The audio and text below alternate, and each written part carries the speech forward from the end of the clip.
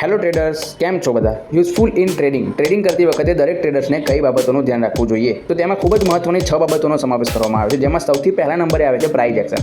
Price એક્શનમાં support, resistance, chart pattern, candlestick patterns જેવી ઘણી બધી બાબતોનો સમાવેશ થતો હોય છે.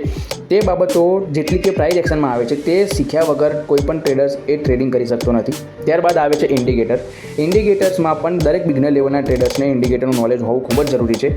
ઇન્ડિકેટરમાં તે પોતાની સ્ટ્રેટેજી બનાવીને પણ ટ્રેડિંગ કરી શકે છે. ત્રીજા નંબરે આવે છે રિસ્ક મેનેજમેન્ટ. રિસ્ક મેનેજમેન્ટ એટલે કે દરેક ટ્રેડરે પોતાના કેપિટલના કેટલા ટકા રિસ્ક લેવું જોઈએ તેને કહેવામાં આવે છે રિસ્ક મેનેજમેન્ટ. દરેક બિગનર લેવલના ટ્રેડરને આ બાબત પણ ખબર હોતી નથી. ચોથા નંબરે આવે છે મની મેનેજમેન્ટ. મની મેનેજમેન્ટ એટલે કે કોઈ પણ ટ્રેડરે બિગનર લેવલના ટ્રેડરને પોતાના કેપિટલના કેટલા ટકા યુઝ કરવું જોઈએ કોઈ પણ એક ટ્રેડમાં, તો તેના વિશે પણ જાણ હોવી ખૂબ જ જરૂરી છે. બિગનર લેવલના ટ્રેડરને કે જે લોકો ટ્રેડિંગ શીખતા હોય છે તેમને રિસ્ક મેનેજમેન્ટ અને મની મેનેજમેન્ટની પણ કોઈ પણ જાણ હોતી નથી. તે શીખવી ખૂબ જ જરૂરી છે, નહીંતર દરેક ટ્રેડર્સ બિગનર લેવલના એ પોતાના કેપિટલ વાઇટ આઉટ કરતા હોય છે.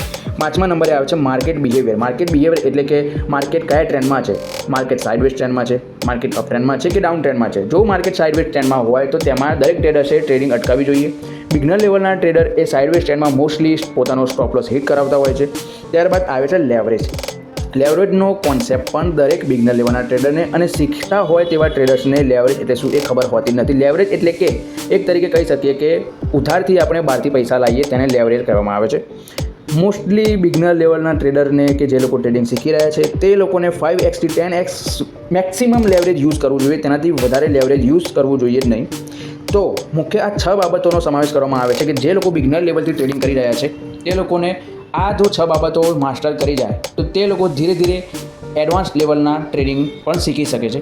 જો તમારે લોકોએ એડવાન્સ લેવલની ટ્રેડિંગ શીખવી હોય તો આવનારા નેક્સ્ટ પાર્ટમાં હું તમને પ્રાઇસ એક્શનથી લઈને લેવરેજ સુધીના તમામ એક વિડીયોથી લઈને બધું જ હું તમને શીખવાડીશ. તો ત્યાં સુધી આ ચેનલને સબસ્ક્રાઈબ, વિડીયોને લાઇક, કોમેન્ટ અને શેર કરવાનું ના ભૂલતા. મળીએ છીએ બીજા વિડીયોમાં. ત્યાં સુધી બાય બાય.